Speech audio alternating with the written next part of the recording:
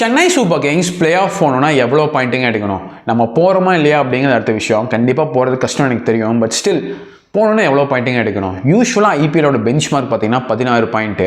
ஆனால் 2024 ஆர்சிபி 14 பாயிண்ட்டோட உள்ளே போனால் கண்டிப்பாக இந்த சீசன் வந்து 14 பாயிண்டெல்லாம் கண்டிப்பாக பத்தாதுங்க.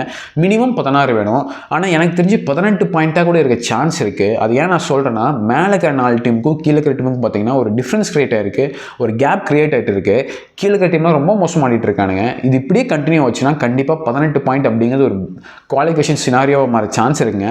அப்படி இன்கேஸ் 18 பாயிண்ட்டாக மாறும் அப்படின்னா சென்னை இதுக்கப்புறம் எல்லா மேட்சும் ஜெயிக்கணுங்க. ஸோ ஒரு சென்னை ஃபேனை நான் என்ன சொல்ல வரேன்னா, நம்ம பிளே ஆஃப் போகிறதுக்கு ஏதாவது ஒரு ஹோப் இருக்கும் அப்படின்னா நம்ம சேஃபர் சைடுக்கு இதுக்கப்புறம் எல்லா மேட்சும் ஜெயிக்கணும்.